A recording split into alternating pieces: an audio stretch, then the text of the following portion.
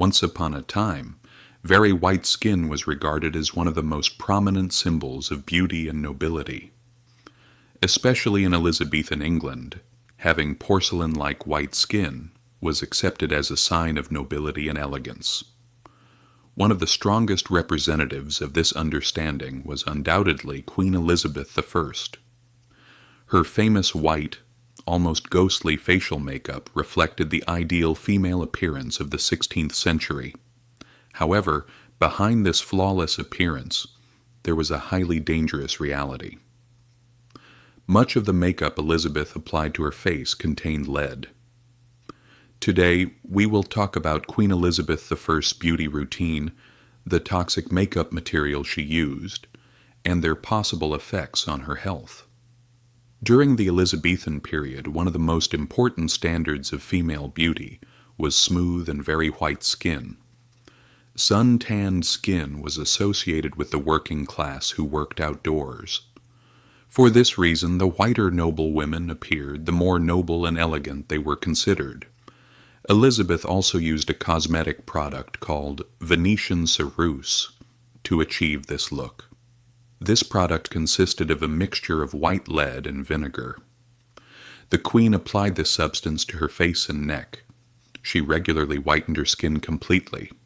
However, there was another reason why Elizabeth was so attached to this makeup. The smallpox she had suffered in her youth had left permanent marks on her face. At that time, smallpox was quite common, and deep skin scars could remain on those who survived the disease. Elizabeth also began to use heavier makeup over time to hide these marks. Lead was not the only dangerous substance in Elizabeth's beauty routine. It is believed that the red color she applied to her lips was obtained from cinnabar, a mercury-containing mineral. Mercury, just like lead, is a substance that can accumulate in the body and cause serious health problems. In fact, Elizabeth had lead on her face and mercury on her lips. From the outside, this appearance was considered the beauty ideal of the period, but in reality her body was exposed to two different heavy metals for many years. Moreover, makeup removal habits at that time were not like today's. Noble women, especially queens, did not clean their makeup regularly.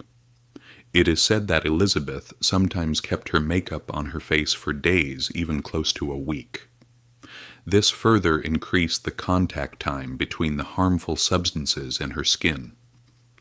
When the makeup was finally removed, the cleansers used were not exactly innocent either. According to some sources, mixtures containing eggshells, alum, and again mercury were used. These mixtures might have made the skin appear softer and cleaner at first glance.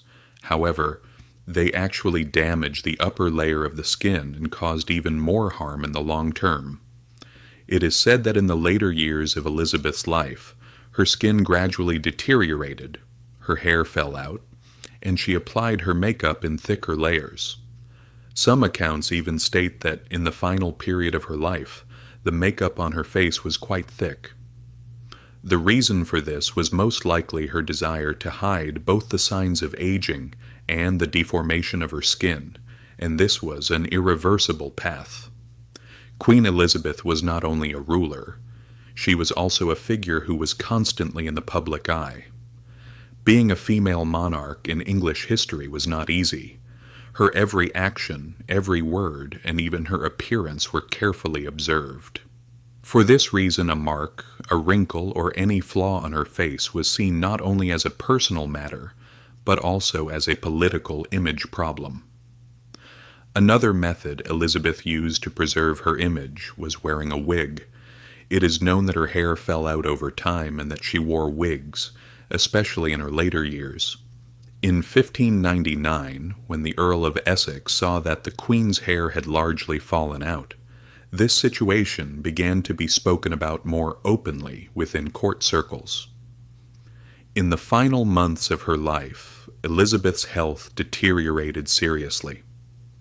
It is said that she fell into deep melancholy, refused to allow doctors to examine her, and resisted resting for long periods, It is even said that she stood for hours, because she believed that if she lay down she would never be able to get up again.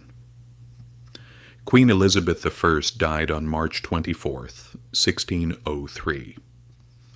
The exact cause of her death is not known. According to some views, cancer. According to others, pneumonia. And according to others, blood poisoning are among the possible causes. However, it is believed that her long-term exposure to makeup products containing lead and mercury may have weakened her general health. In short, Queen Elizabeth I's famous white face was not merely a makeup preference. It represented the beauty ideals of an era, the perception of nobility, the pressure of being a female monarch, and aesthetic expectations that disregarded health. Behind this image, which looked powerful and flawless from the outside, there was a very fragile and dangerous reality.